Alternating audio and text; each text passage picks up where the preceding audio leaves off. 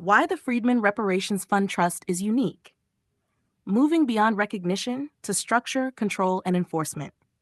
In conversations around reparations, identity, and historical justice, one idea continues to surface: the belief that progress requires federal recognition or the recreation of government programs like the Freedmen's Bureau.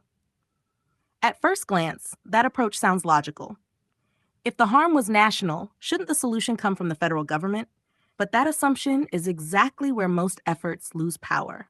The Freedmen Reparations Fund Trust, FRFT, takes a fundamentally different position, and that difference is what makes it unique. The problem with recognition. Recognition is often framed as validation, but in reality, it places control outside of the people it is meant to serve. When you seek recognition, you are asking an external authority to define who you are, what qualifies you, how benefits are distributed, when and how policies change.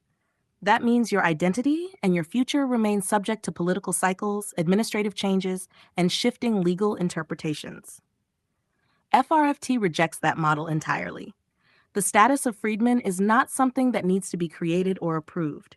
It already exists in U.S. history, documented through institutions like the Freedmen's Bureau and the Freedmen's Bank. The issue has never been existence. It has been misclassification, lack of structure, and absence of enforcement. Why a modern Freedmen's Bureau would fail. Many people suggest recreating the Freedmen's Bureau as a solution. But what they often overlook is that a modern federal agency cannot operate the way the original did.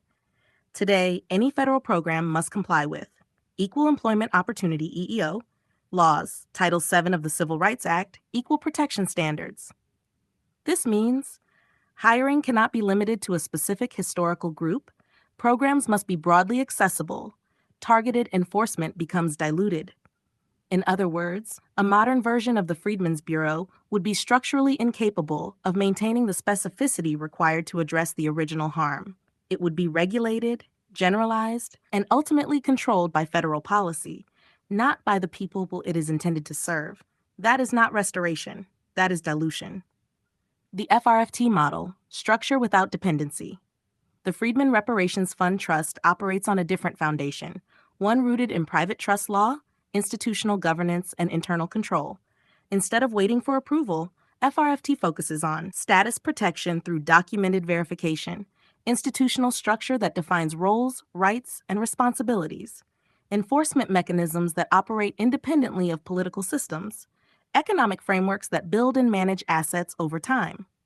This approach removes dependency on elections, legislative delays, administrative interpretation, and replaces it with continuity, control, accountability.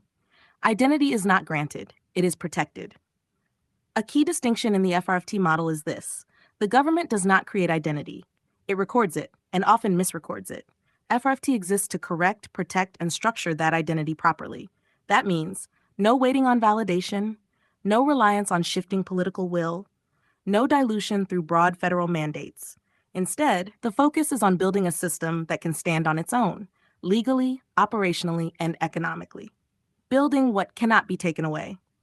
Government programs can be created and dismantled. Policies can be passed and reversed.